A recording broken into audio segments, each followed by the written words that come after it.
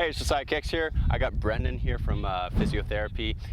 Your channel's called? From Ryley Rehab. Ryley Rehab. Excellent. I'm going to be showing him how to do a tornado kick today. And he's also going to go over the injury that I once sustained. It was my adductor longus, that's what it's called. Yep. Yeah. And I pulled it, and I was out for a couple weeks, and it really hurts. But he's going to talk a little bit about how to actually deal with that injury, and I'll show him how to do the kick. Yep. So I'll start with teaching the kick, and then you can go into recovery. Yeah, so did a bit of martial arts, but I'm nowhere near this guy's level at the Taekwondo nerd. So yeah, butterfly kick is, or no, sorry, tornado kick is the one. Tornado kick. So yeah. Just how the name is, it's a spinning move. It looks like this with your right leg in front. You pivot around, bringing your knee up, switching legs, and then kick. And a lot of times they will kick through, and that makes it more like a tornado. But then there's the sparring version where you just kick and you land in front. So we'll teach that one first, and then we'll go into the big spinning one. All right, it's only going to be on YouTube, right? Yeah. So first step, I turn my feet like this. Yeah, so step one, pivot. And then second step, my knee comes up. And then I twist. Switch. And then I kick. And ideally go in a full circle, right? Like a tornado. Well, that's the tornado part that goes around, and then there's another version where it just kicks and you land in front. So you would kick and land in front like that. And that's one's more meant for sparring. Gotcha. So I twist here. Yeah. Like that. Ooh, it's better than I thought. Yeah, it's getting really good. It's better than the first time you were, first couple times you were practicing. Perfect. We were practicing beforehand, and he actually got it like in the first or second try, so that's pretty good. Good teacher. Yeah. So when would you use this kick in a competition or fight? Well, in sparring, a lot of times there will be like in Taekwondo sparring. We spar side facing like this, because I've explained in my other videos is that you're only allowed to get points in the front, not in the back, so you don't really have to worry about people hitting you in the back, unlike some other styles where you can hit anywhere. But this one has a particular set of rules. So a lot of times we'll be in side facing stance, bouncing like this, and then sometimes we'll come around for a back kick or a hook kick, but a lot of people know what that is. So instead of going for that back kick or hook kick, we switch and do the turning kick. Gotcha. Sneaky. Yeah, it's a fun move to do, and I've seen a bunch of videos of guys who do the kick and they get knockouts out of it. They kick the guy in the head and the guy just drops to the ground. Oh wow, that's crazy. It's crazy. Yeah. But yeah, how would you deal with the injury? Yeah, so with the adductor strain, adductor longus, it's a muscle that not many people might know about, but it's very common to hurt it in a sport where you have to kick high or do anything where your legs are wide apart, like Taekwondo, for example.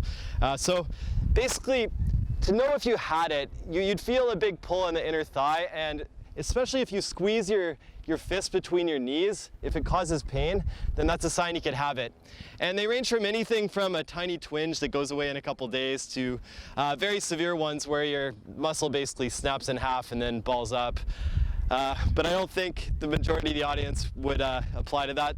Most people, how it goes is they just overstretch it a bit too much, and in about 2 to 3 weeks they're back to normal, especially the younger folks that are doing this stuff.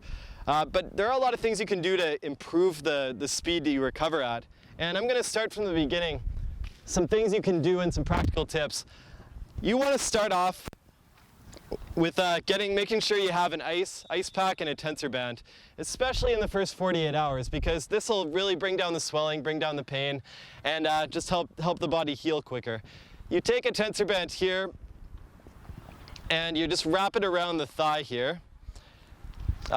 Do about 1 layer and then grab an ice pack over top of where the most painful part is.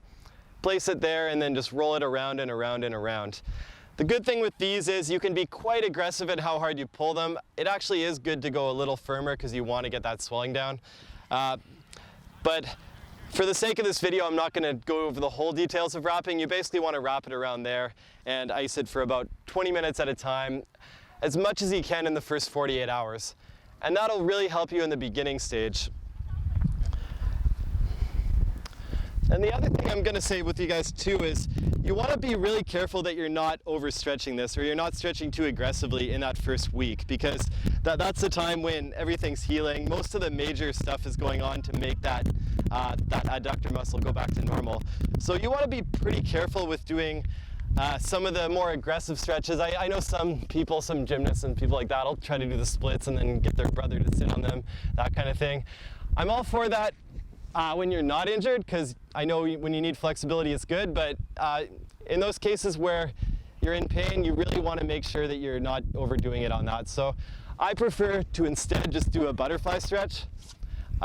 Many of you might already be familiar with this, but the good thing with this is you can really control how much pressure you put on it. And in my case, I'd only recommend putting pressure to the point where you feel the pain and then just gently letting off and holding that for about 30 seconds. Stretching is still really good to do in this first week. You just want to make sure you don't overdo it because there is a lot of healing going on at that time. And just as a quick aside, on my channel, Ryley Rehab, I have a whole video dedicated to the difference between stretching for gains versus stretching for pains.